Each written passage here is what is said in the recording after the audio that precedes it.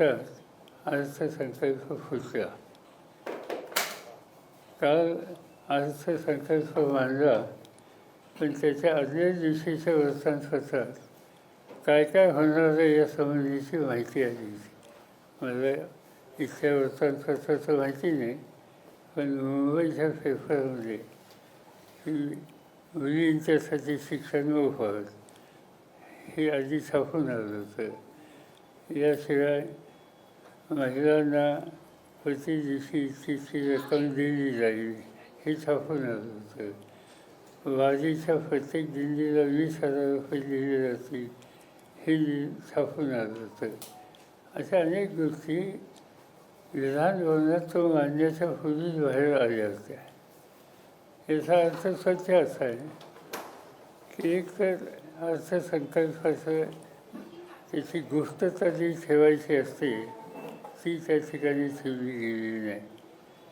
आणि दुसरी गोष्ट पण अर्थसंकल्प बघितल्याच्यानंतर ज्या गोष्टी प्रत्यक्ष कृतीत येणार नाहीत, येण्याच्यासाठी पुरेशी तरतूद नाही, अशा गोष्टींची मांडणी त्या ठिकाणी केलेली आहे.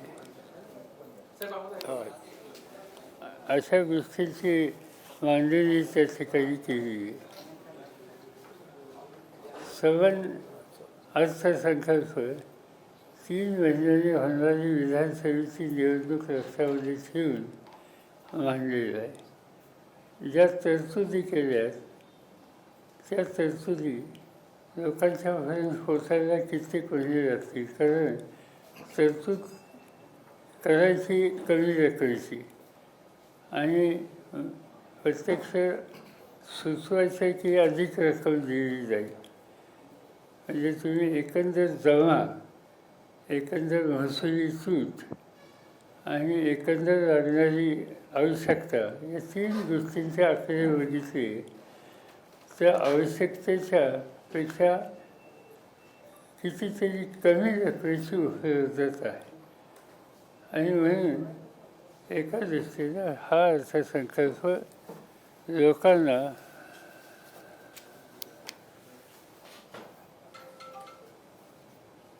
एक काहीतरी आम्ही भयंकर करतो असं दाखवणार आहे.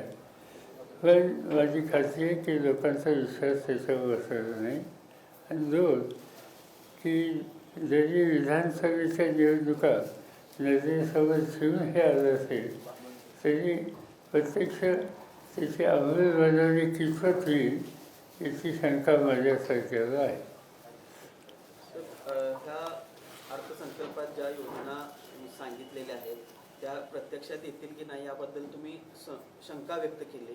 मात्र अजितदादा काल म्हणाले की पूर्ण या सगळ्याचा याला किती खर्च येणार आहे ह्या बजेट ठरवून आता मी पहिल्यांदाच अर्थसंकल्प सादर करणार, 10व्या वेळा हे अर्थसंकल्प सादर करतोय, त्यामुळे सगळ्या बाबी लक्षात घेऊनच हा अर्थसंकल्प आम्ही सादर साधी गोष्ट अशी आहे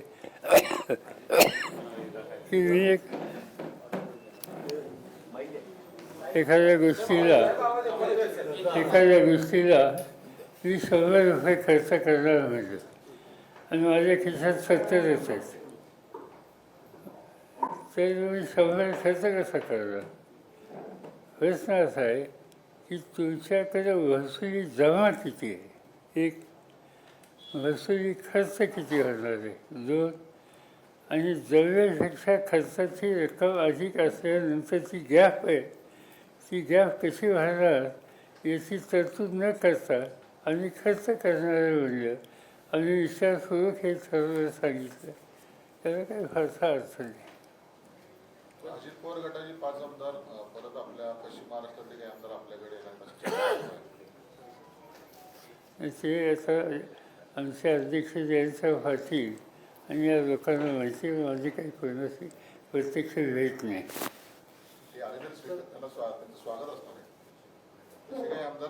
बघूया आता कोण येते.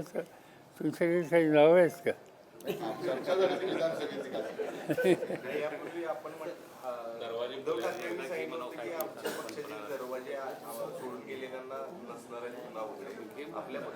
बघूया असं आहे प्रस्ताव तर येईल ना.